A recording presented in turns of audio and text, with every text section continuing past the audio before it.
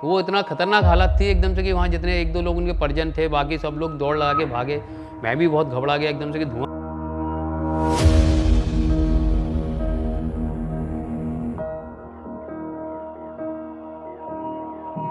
कल का अगर हम बुलेटिन का आंकड़ा देखें तो वो 900 के ऊपर था। तो एक बहुत ही भयावह स्थिति है, क्योंकि पहले कभी 300 का आंकड़ा भी 2020 में टच नहीं है।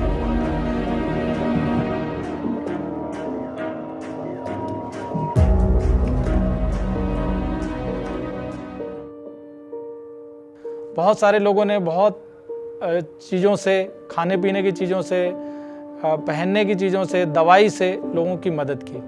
और इस प्रकार जो पहला फेज़ है वो एक प्रयोग का फेज़ रहा, सावधानी का फेज़ रहा। आम जनता ने सावधानी बरती, प्रशासन ने भी बहुत, जैसे हम लोग अपने पुलिस लेवल की बात करें तो हमने होम डिलीवरी कैसे करना है, जोमेटो और स्विगी जो बना हुआ खाना डिलीवर करते थे, ये कच्चा राशन, ताकि कच्चा राशन ज़्यादा समय तक चल पाएगा, उसकी डिलीवरी का मैकेनिज्म कैसे रहे। उचित मूल्य की दुकानों में किस ढंग से किस किस को बुलाएं कि भीड़ ना हो, ऐसा कौन सा नंबर डालें, SMS करें उनको, ये सारे प्रयोग किए गए। बाजार अगर खोला जाए तो ऑड इवन किया जाए कि एक लाइन खोली जाए, सब्जी मंडी खुले तो कहाँ पर खुले, ऐसे बहुत सारे प्रयोग किए गए। जनता ने, आम जन ने कष्ट सहा, उनको असुविधा हुई, लेकिन उन्होंने समझा परिस्थिति को और बहुत सहयोग किया। जब पिछले साल जुलाई में मैं SP के रूप में यहाँ ग्वालियर में मैंने ज्वाइन किया था, तो उस समय कोरोना यहाँ पे बढ़ना चालू हो गया था। जुलाई में, अगस्त में और सितंबर में जाके इसमें काफ़ी, जिसको हम बोल सकते हैं, पीक पे आ गया था। और उसी दौरान विधानसभा के जो 3 क्षेत्रों में उपचुनाव थे, उसकी भी गहमा गहमी थी और काफ़ी भीड़ भाड़ भी हुआ करती थी। परंतु सभी के सहयोग से, विशेषकर जनता, हमारी पुलिस टीम और जो कोरोना के प्रोटोकॉल की गाइडलाइन थी, उसको लेते हुए हमने ये देखा कि नवंबर दिसंबर में जाके ये काफ़ी माइल्ड हो गया और एक तरह से जिसको बोल सकते हैं कि हमने पहले दौर के संक्रमण में विजय प्राप्त कर ली थी। इसमें जो मुझे लगता है कि नो डाउट हमारी जो बाहर से आने वाली चेकिंग वगैरह चल रही थी, लोगों को जागरूक करने के जो कार्यक्रम चल रहे थे, उसका एक बड़ा योगदान था। परंतु इसके साथ ही लोगों के मन में भी एक डर था कि हमको यदि कोरोना हो जाएगा तो पता नहीं क्या होगा, और वो एक जो स्वाभाविक डर था उसने भी लोगों को इस दिशा में प्रेरित किया कि हम कोरोना की गाइडलाइन का पालन करें। धीरे धीरे कहानी आगे बढ़ी और अगस्त और सितंबर के महीने में ग्वालियर ने अपना पीक देखा। 284 केस, जहाँ तक मुझे याद है, हाईएस्ट था 2020 का। कि उस समय केस हमारे पास एक गर्भवती आई थी, उसका बच्चा, छोटा सा बच्चा था और माता पॉजिटिव थी और हस्बैंड भी पॉजिटिव थे। CM सर भी आए थे, उनसे बात हुई थी, इत्तेफाकन रैंडमली सिलेक्ट किया गया था उनको। तो फिर उसने बताया था कि मेरे को बच्चे के साथ में, बिना बच्चे के मैं कैसे रहूँगी, छोटा बच्चा है, मुझे आप घर पे कर दीजिए। तो उस समय पहला इंस्ट्रक्शन लिया गया था कि ठीक है, इनको होम आइसोलेट किया जाएगा, क्योंकि मदर इज एसिम्प्टोमेटिक, बट बच्चा उसके साथ घर पे तो नहीं, घर पे तो रहेगा, उसके साथ नहीं रहेगा। बस उस लेडी ने फॉलो किया। बीच में ये सब चल रहा था, लोग नॉर्मलाइजेशन की ओर आ गए थे, लॉकडाउन में जीना सीख लिया था। लॉकडाउन ख़त्म होना भी आ गया तो कुछ छूटें चालू हो गई, कुछ ऑफिसेस खोल दिए गए, ट्रेनें चालू कर दी गई, एयरपोर्ट पर फ्लाइट चालू कर दी गई। जब मैंने आखिरी फ़्लाइट आई थी और आखिरी ट्रेन आई थी, वो भी कवरेज मैंने किया था रात को, जब आखिरी ट्रेन आई थी 12 बजे। जब पहली ट्रेन चालू हुई उसके जो पहले लोग आए और जो पहला ये फ्लाइट चालू हुई लॉकडाउन के बाद, उसको भी कवरेज करने के मैं गया। तो नॉर्मलाइजेशन का दौर चालू हो गया था। चालू होना अच्छी बात थी, पर जो एहतियात तो बरतना जरूरी थी। पर इस बीच में आ गया मध्य प्रदेश में, ग्वालियर में उपचुनाव का दौर। उपचुनाव में सब कोरोना गायब हो गया। प्रशासन ने सारी जो तैयारियां, पहले जो बंदिशें थी, सब ढील डाल दी गई और आम जन को एक उपचुनाव की तरफ धकेल दिया गया। चुनावी रैलियाँ चालू हो गई, कोई मास्क नहीं, कोई सोशल डिस्टेंसिंग नहीं। प्रशासन की मजबूरी थी, क्योंकि सरकार अपनी पावर में आ चुकी थी फुल तरीके से। तो प्रशासन और चुनाव आयोग के हाथ में चला गया पूरा। यहाँ पर आचार संहिता लग चुकी थी, तो इलेक्शन कमीशन के हाथ में था। इलेक्शन कमीशन ने जो भी कहा चुनाव कराना है, तो उस हिसाब से चीज़ें हुई।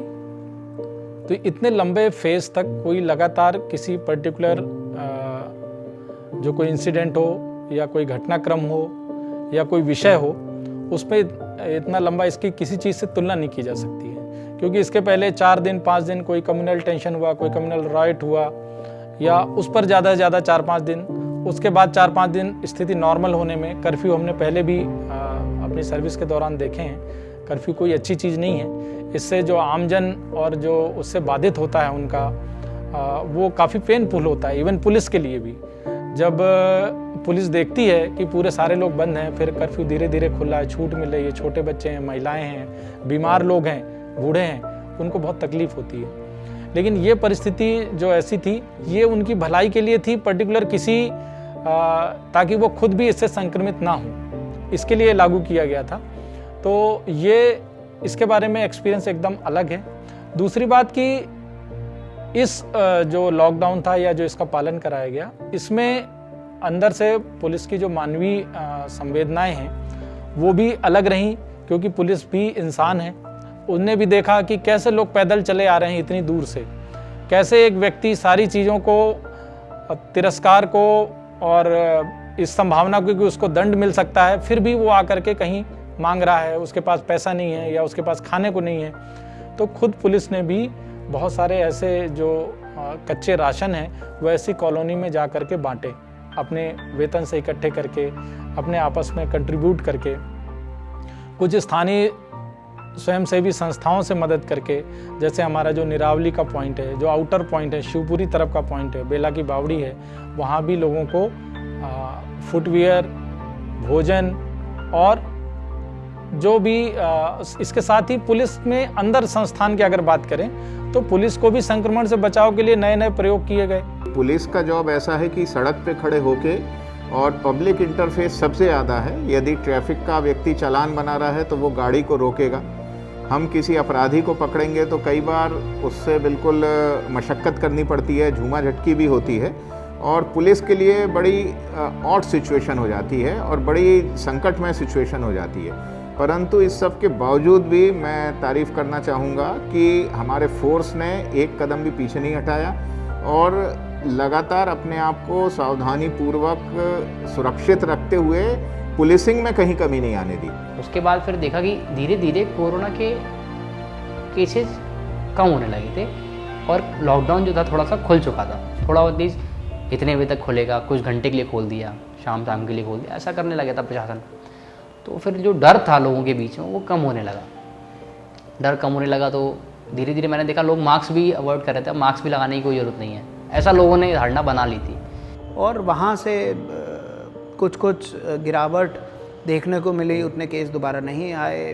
धीरे धीरे करते करते काफ़ी हद तक काबू पा लिया गया। बीच में एक ग्वालियर ने, अगर बड़े इवेंट्स की बात करें तो नवंबर में उपचुनाव भी देखे तथा दिसंबर में न्यू ईयर की पार्टी और वो सब में भी लोगों ने अपने अपने स्तर पर कुछ सावधानियां बरत कर एंजॉय किया। और कहीं ना कहीं मतलब लोग थोड़ा सा नॉर्मलसी की तरफ लौटने लगे थे और जनवरी फरवरी में काफ़ी हद तक कंट्रोल में स्थिति थी। एक दिन ऐसा भी आया कि जब मेरे कोरोना वार्ड में एक भी मरीज़ नहीं था।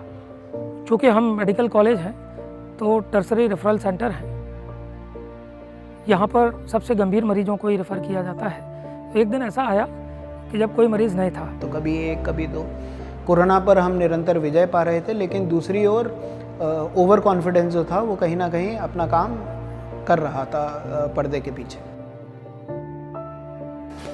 और लॉकडाउन की मॉनिटरिंग, इन सब चीज़ों को हम लोगों ने वहाँ से किया। और हम लोगों ने लोगों का सर्वे, पहले 3 किलोमीटर का एपिसेंटर, मतलब वो पूरा बनता था कि जहाँ एक केस आ गया उसके 3 किलोमीटर एरिया में सर्वे करना पड़ता था। तो उसमें हमने अपनी मॉनिटरिंग टीम बनाई, जियो फेंसिंग किया कि लोग एक्चुअल में घरों में जाके सर्वे करें। और इस माध्यम से हमने कोरोना की पहली वेव में सफलतापूर्वक कार्य किया। तो जैसे जैसे केसेस कम हुए, लोगों के अंदर एक खुलापन आने लगा, लोगों को थोड़ा सा ओवर कॉन्फिडेंस वाला फील आया और कहीं ना कहीं उन्होंने जो सतर्कता, जो संयम बहुत अच्छे से 6 महीने के लिए अपना रखा था, उसे एकदम से त्याग दिया। अति आत्मविश्वास था और अति विश्वास था, कहीं ना कहीं वो अपना एक रोल प्ले कर रहा था, जिसके फलस्वरूप हमने एक मौका दिया। एक जीती जंग जो है वो कहीं ना कहीं हमने बंद मुट्ठी से उसको धीरे धीरे खिसकने दिया। जनता को तो जो प्लेटफॉर्म प्रशासन की ओर से उपलब्ध कराया जाता है, जो गाइडलाइन उपलब्ध कराई जाती है, उस पर चलती है। जब प्रशासन ही मेला लगा रहा है, आप कहो कि हमने मेला लगाया, आप मेले में नहीं आओ, ऐसा संभव है क्या? आप मेला लगा रहे हो तो जनता तो जाएगी। तो आयोजन तो सरकारी एजेंसी कर रही है, यदि सरकारी एजेंसी उन चीज़ों को टाले तो नहीं करेगी। जनता से आप उम्मीद करना कि वो संगठित होकर ये सब करे, तो ये असंभव है। जनता तो एक गाइडलाइन को फॉलो करती है जो प्रशासन या जनप्रतिनिधियों द्वारा उसको उपलब्ध कराया जाता है। पिछले साल जैसा मेडिकल एक्सपर्ट कहते हैं कि अगस्त सितंबर बीतने के बाद में एक हेल्दी पीरियड शुरू हो जाता है। सर्दी का सीज़न है, इम्यूनिटी स्ट्रॉन्ग होने लगती है नेचुरली आदमी की उस सीज़न में। तो वो हेल्दी सीज़न जब आने लगा, केसेस कम होने लगे लगातार, उसमें एक चीज़ ये भी रही कि प्रशासन ने भी सैम्पलिंग धीरे धीरे कम करके और फिर बाद में एक स्थिति ये आ गई कि लगभग बंद ही हो गई अपने यहाँ पे।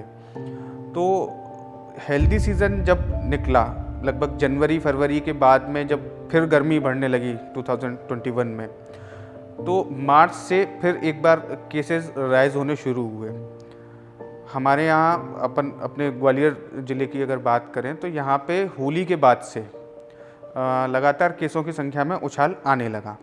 लेकिन इस छूट का जब अत्यधिक लाभ हम सभी ने उठाया, जब लोगों ने उठाया, कहीं ना कहीं उसका एक जो दुष्परिणाम है वो ये है। ग्वालियर में बढ़ते हुए कोरोना संक्रमण को देखते हुए ग्वालियर व्यापार मेले को समाप्त करने की घोषणा की जाती है।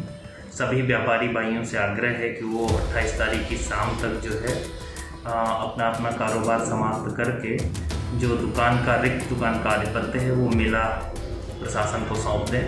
आप सभी लोगों को हुई असुविधा के लिए हमें खेद है, परंतु हमारी मजबूरी है कि लोगों की लाइफ बचाने के लिए हमें ये कदम उठाना पड़ रहा है। आप सभी लोगों को जो भी कुछ तकलीफ़ हो रही है उसके लिए हमें खेद है। ग्वालियर के सभी वासियों से हमारी अपील है कि सोशल डिस्टेंसिंग का पालन करें, मास्क लगाएं और किसी भी तरीके से जब तक कि बहुत आवश्यक ना हो बाहर न निकलें, भीड़ भाड़ वाले इलाकों में ना जाएं।